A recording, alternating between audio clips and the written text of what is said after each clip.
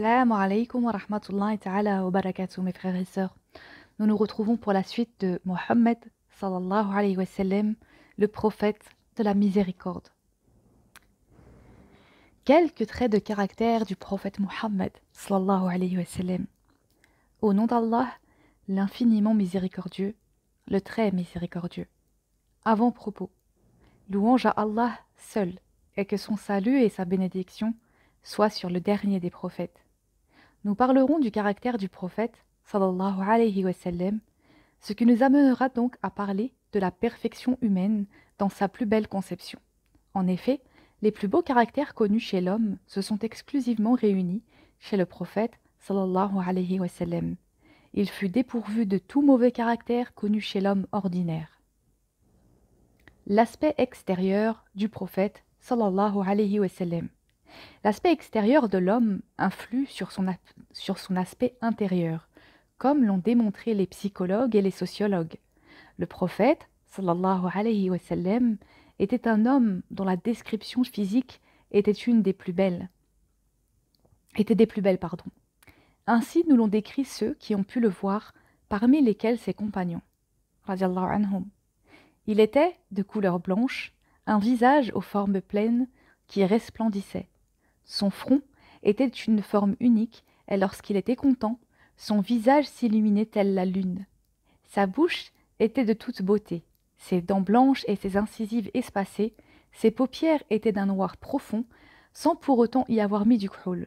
Son nez était légèrement long, et lorsqu'il parlait, on apercevait telle une lumière émanant d'entre ses dents.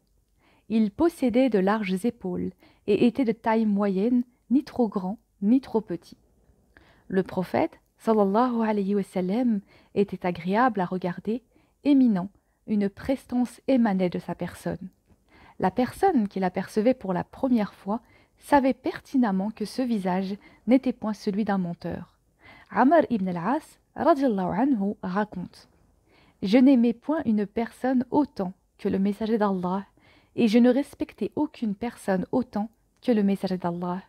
Malgré cela, je ne pouvais lever mes yeux vers lui par grande révérence, si bien que si on me demandait de le décrire, j'aurais été incapable de le faire, n'ayant pu le contempler avec précision. Rapporté par Muslim. La noblesse du prophète, sallallahu alayhi wa sallam, et son éloquence. Le prophète, sallallahu alayhi wa sallam, ne faisait pas partie de la classe populaire, mais il appartenait à la noblesse et son lignage était élevé. Il fut engendré alors que ses parents étaient mariés de façon réglementaire et non par le biais de la fornication. La pureté de sa généalogie et la qualité de son lignage sont des signes de sa distinction et de son caractère complet. Rajoutons à cela son éloquence, sa parfaite prononciation et sa forte rhétorique. Allah lui donna la capacité d'exprimer beaucoup d'idées en peu de mots, et il possédait l'art du discours. Il détenait une étonnante force de persuasion et savait créer l'harmonie entre les cœurs, de sorte qu'il pouvait faire parvenir son message en termes concis.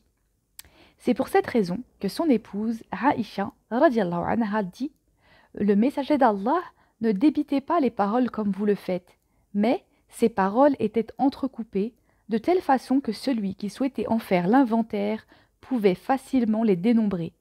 Rapporté par Bukhari et Muslim. Si au bel aspect, à l'ascendance noble, à l'éloquence et à la forte rhétorique, on y rajoute également la véracité dans les paroles, la douceur de caractère et l'honneur de la prophétie, dès lors, nous pouvons saisir en Mohammed, sallallahu alayhi wa sallam, le caractère parfait, car il ne reste plus aucune place à la défaillance et à l'ébranlement. La loyauté du prophète, sallallahu alayhi wa sallam, et son honnêteté. Le prophète, sallallahu alayhi wa sallam, était connu au sein de son peuple pour son honnêteté, sa loyauté, sa vertu, son esprit équilibré et sa participation dans les affaires sociales. Allah informa dans le Coran que les mécréants reconnaissaient son honnêteté, mais ils traitèrent son message de mensonge par pur orgueil et par arrogance. Nous savons pertinemment que leurs propos te chagrinent, ô Mohammed. Or, assurément, ils ne te croient pas menteur, mais ce sont plutôt les versets de Dieu que les injustes renient. Sourate les Bestiaux, verset 33. Les mécréants savaient pertinemment que Mohammed était honnête, mais ils traitèrent de mensonges ses paroles et ne crurent pas en lui par peur de perdre leur pouvoir et leur rang social. En effet, l'islam place l'ensemble des gens au même niveau. L'arabe n'a pas plus de mérite que le non-arabe, comme le blanc par rapport au noir, le maître par rapport à l'esclave, sauf s'il se distingue par la piété et les bonnes œuvres. Abu Jahl, l'homme qui avait le plus d'aversion pour le prophète, sallallahu alayhi wa sallam, rencontra Akhnas ibn Sharik qui lui dit « Ô Abu al-Hakam, informe-moi au sujet de Mohammed, est-il véridique ou menteur ?» Sache qu'à cet endroit, nul n'écoute nos paroles parmi les habitants de la Mecque, si ce n'est nous deux. Il répondit « Malheur à toi, je jure par Allah que Mohammed est véridique, et il n'a jamais menti. Seulement, si la tribu des Banu Qusay s'attribue l'étendard, la distribution d'eau, la protection de la Kaaba, la garde de ses clés, son entretien, etc., et la prophétie, alors que reste-t-il au reste de Quraysh ?»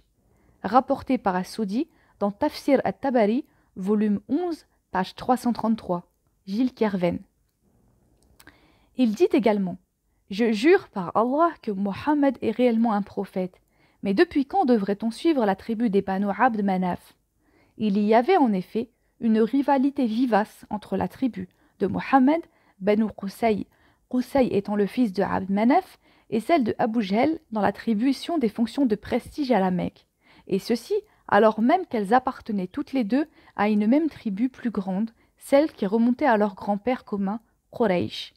C'est cette rivalité même qui a empêché Abu Jahl de suivre le prophète sallallahu alayhi wa sallam, car la tribu de Abu Jahl ne pouvait se targuer d'avoir enfanté un prophète. Il a donc préféré renier la prophétie de Mohammed, car cela revenait dans son esprit à reconnaître que la tribu de Mohammed était plus prestigieuse que la sienne. Gilles Kerven. Ainsi, il traita de mensonge le prophète sallallahu alayhi wa sallam, par peur de perdre son autorité sur les gens et son rang social. Ceci est tout aussi vrai pour les rabbins parmi les juifs et pour les prêtres parmi les chrétiens qui connaissaient le prophète sallallahu alayhi wa sallam, aussi bien qu'ils connaissaient leurs enfants. Certains parmi eux ont toutefois fait preuve de courage et de foi en se convertissant à l'islam après avoir été suffisamment honnêtes et avoir reconnu publiquement ou secrètement la prophétie de Mohammed sallallahu alayhi wa sallam, que ce soit du vivant même du prophète, comme ce fut le cas de Abdullah ibn Salam, qui était le plus savant des rabbins de Médine, ou bien après sa mort, sallallahu alayhi wa sallam. Parmi les exemples les plus célèbres, on peut citer Ali ibn Rabban at-Tabari, 9e siècle après Jésus-Christ, qui, après avoir quitté le christianisme, a écrit son livre Arad ala Asnaf al-Nasara, réplique aux différents groupes chrétiens, ou encore le savant juif Samuel ben Yahuda ben Abouan, 12e siècle après Jésus-Christ, qui a écrit après s'être converti à l'islam Badhlul Majhoud fi Ifham al-Yahoud, l'effort déployé dans la réfutation des Juifs, et plus récemment le révérend catholique David Benjamin Keldani, qui après s'être converti en 1904 a écrit son livre Muhammad in the Bible, sans oublier l'abbé Jean-Marie Duchemin, 1908-1988, le prêtre américain Youssouf Estes et beaucoup d'autres encore, par Gilles Kerven. Ils lisaient en effet dans leur livre sa description, sallallahu alayhi wa sallam, et savaient qu'il était le dernier des prophètes. Malgré tout, ils reniaient son message et rejetaient sa prophétie par peur de perdre leurs privilèges et leurs rangs sociaux. Mais surtout, ils trouvaient indigne que le dernier des prophètes, sallallahu alayhi wa sallam, fasse partie du peuple arabe et non de leur peuple. Les Arabes connaissaient le prophète pour sa loyauté jusqu'à l'avoir surnommé le loyal. Lorsque Khadija bint Khuwaylid, radiallahu anha, riche femme parmi les Mécois, eut connaissance de sa loyauté et de son noble caractère, elle lui proposa d'aller en Grande Syrie, Shem, avec une partie de sa marchandise pour la vendre arrivée là-bas. Le prophète, sallallahu alayhi wa sallam, accepta sa proposition. Elle envoya avec lui Maysara, son servant, pour l'aider durant son voyage. Lorsqu'ils revinrent tous les deux à la Mecque, avec des bénéfices considérables, Maysara informa Khadija, radiallahu anha, de la loyauté et du bon comportement de Mohammed, sallallahu alayhi wa sallam. Dès lors, elle voulut se marier avec lui, alors qu'elle avait déjà été maintes fois convoitée par des hommes de haut rang et par ceux qui détenaient l'autorité pour sa noblesse, sa richesse, et son esprit équilibré. Pourtant, elle refusa car elle cherchait un autre genre d'homme, comme si son destin préparait pour elle en secret son futur bonheur, celui de la vie d'ici-bas et de l'au-delà. Le prophète, sallallahu alayhi wa sallam, l'épousa et n'épousa aucune autre femme jusqu'à ce qu'elle meure. L'intelligence du prophète, sallallahu alayhi wa sallam. L'histoire qui suit prouve sa rigoureuse déduction même avant la révélation. Quraysh divergea sur l'identité de la personne qui allait devoir poser la pierre noire à sa place après qu'ils aient reconstruit la Kaaba. Chaque tribu dit alors « C'est à nous que revient de déposer la pierre noire », chacune d'elles espérant obtenir le privilège et l'honneur de la poser. La divergence persista jusqu'à ce qu'ils faillissent même débuter les hostilités. Ils dirent ensuite « Prenons quelqu'un pour arbitrer notre litige. Ce sera la première personne qui se présentera à nous. » Et la première personne qui se présenta à eux ne fut autre que le prophète Mohammed, sallallahu alayhi wa sallam. Ils furent ravis et virent une bonne nouvelle en cela. Ils dirent « Le loyal s'est présenté à nous, nous acceptons qu'il soit notre arbitre. » Ils l'informèrent donc du désaccord. Désormais informé, il demanda qu'on lui apporte une étoffe, au centre de laquelle il déposa la pierre noire.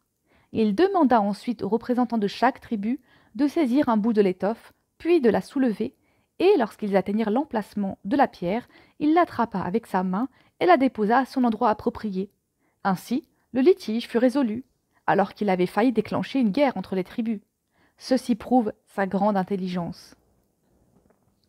La chasteté du prophète sallallahu alayhi wa sallam.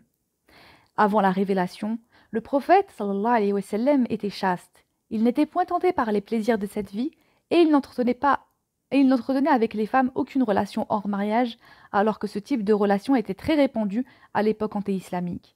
Pourtant, il n'était pas non plus un moine refusant toute relation avec les femmes et se maria donc avec Khadija radhiyallahu anha alors qu'il avait 25 ans et elle 15 ans de plus que lui. D'elle, il eut tous ses enfants, filles ou garçons, excepté son fils Ibrahim. Le prophète sallallahu alayhi wa sallam et la société. Le prophète sallallahu alayhi wa sallam n'avait pas un esprit solitaire et participait aux affaires de son peuple en trouvant des solutions à ses problèmes et en s'informant de ses préoccupations. Il fut présent lors des accords de Foudoul qui renfermaient les clauses suivantes, soutenir l'opprimé et demander des comptes à l'oppresseur. Il participa avec son peuple à la construction de la Kaaba, il portait même les pierres de ses propres mains. D'ailleurs, Abu Tufayl raconte, lors de la construction du temple, les gens transportaient les pierres, et le prophète sallallahu alayhi wa sallam faisait de même. Pour porter la pierre, il prit son pan, partie d'étoffe cachant les parties sous le nombril, qu'il posa sur son épaule. Soudain, une voix retentit, « Ne montre pas tes parties intimes ». Il jeta la pierre puis se revêtit, et on ne l'aperçut plus jamais dénudé après cela. Rapporté par Ahmed et authentifié par Albani. Par contre, il ne participait pas aux adorations déviantes, ni aux divertissements frivoles de son peuple. Il n'adora jamais de statues, ni ne se prosterna devant elles. Jamais il ne mangea d'une viande sacrifiée en l'honneur des statues. Jamais il ne but d'alcool, comme jamais il ne joua aux jeux de hasard. Il n'assista jamais aux soirées musicales des dansantes, qui étaient pourtant très répandues à l'époque anté-islamique. Allah lui a rendu cela détestable et il lui fit aimer le silence, le recueillement, la réflexion et la méditation sur la vie, l'univers, les créatures et sur la vision humaine du monde. En quelque sorte, il fut préparé par son Seigneur à la prophétie pour être apte à recevoir la révélation et transmettre le message céleste. La modération du prophète sallallahu alayhi wa sallam est son juste milieu. Après la révélation, le caractère du prophète sallallahu alayhi wa sallam se perfectionna plus encore et devint encore plus sublime. Ceci grâce aux orientations de la révélation céleste et aux principes du Coran. Pour cette raison, lorsqu'on demanda à son épouse Aïcha, qu'Allah l'agrée, comment était le comportement du prophète sallallahu alayhi wa sallam, elle répondit « Son comportement était le Coran », rapporté par Muslim. La première caractéristique par laquelle se distinguait le prophète sallallahu alayhi wa sallam était la modération, le juste milieu, et savait concilier les aspirations spirituelles et matérielles de l'homme. Ceci, selon la parole d'Allah, et vise à travers ce que Dieu t'a donné, la demeure dernière, sans oublier ta part dans cette vie. Sourate le récit, verset 77. 3 hommes vinrent questionner les épouses du prophète sallallahu alayhi wa sallam au sujet de la description de son adoration. Lorsqu'ils obtinrent la réponse, ils trouvèrent son adoration insuffisante et dirent: Comment pourrions-nous atteindre le degré du prophète sallallahu alayhi wa sallam alors que ses péchés antérieurs et futurs lui ont été pardonnés? L'un d'entre eux dit: Moi, je jeûnerai tous les jours sans interruption. Le second dit: Moi, je veillerai en prière toutes les nuits sans dormir. Le troisième dit: Moi, je ne me marierai jamais. Lorsque le prophète sallallahu alayhi wa sallam en fut informé, il se mit en colère et dit: Quant à moi, je jeûne et je mange. Je prie la nuit et je m'endors. Et je m'unis avec les femmes par le mariage. Celui qui s'écarte de ma tradition, la sunna, ne fait point partie des miens. Le prophète sallallahu alayhi wa sallam et ses épouses. Quant au caractère du prophète sallallahu alayhi wa sallam en tant qu'époux, il se distinguait par sa bienveillance, sa tendresse et sa douceur envers la femme. Il comprenait profondément la nature et les sentiments féminins. Le prophète sallallahu alayhi wa sallam entretenait de bonnes relations avec ses femmes. Il était toujours resplendissant, plaisantait avec elles et était remarquablement tendre. Il faisait preuve envers elles de largesse financière lorsqu'il le pouvait. Il riait avec elles et avant de dormir discutait un moment avec elles pour les réconforter. Il alla même jusqu'à faire la course avec Aïcha, qu'Allah l'agrée, renforçant ainsi son amour. Elle dit: Je fais la course avec le messager d'Allah, sallallahu alayhi wa sallam, et je le battis. Cela se produisit avant ma prise de poids. Lorsque j'ai pris du poids, nous refîmes une course ensemble et il me battit, puis il me dit: Cette fois, j'ai pris ma revanche de la première course perdue. Rapporté par Bukhari. Contemplez cette situation où l'on ressent l'effusion de cette tendresse, de douceur et de délicatesse. Aïcha, que je l'agrée, rapporte que le prophète sallallahu alayhi wa sallam lui dit: Je sais lorsque tu es en colère contre moi et lorsque tu es satisfaite de moi. Elle dit: Et comment sais-tu cela, ô messager de Dieu? Il répondit: Lorsque tu es satisfaite, tu dis: Bien sûr, je jure par le Seigneur de Mohammed. Et lorsque tu es en colère, tu dis: Non, je jure par le Seigneur d'Abraham. Al-Akissa dit: Je jure par Allah, ô messager d'Allah, il n'y a que ton nom que je puisse esquiver en état de colère. Rapporté par Bukhari. Cela signifie que son amour pour lui, sallallahu alayhi wa sallam, est ancré à jamais dans son cœur et ne se transformera jamais. Le prophète sallallahu alayhi wa sallam et ses enfants. Quant au comportement du prophète sallallahu alayhi wa sallam en tant que père, il se distinguait par sa clémence et sa compassion. Il priait en portant Oumama, sa petite fille, il la portait lorsqu'il se tenait debout et la posait lorsqu'il se prosternait. Aussi, lorsqu'il se prosternait, Hassan et Hussein, ses deux petits-fils, montaient sur son dos, et il ne cessait d'être en prosternation jusqu'à ce qu'ils aient pris leur part de distraction, et pour ne pas les déranger dans leur amusement.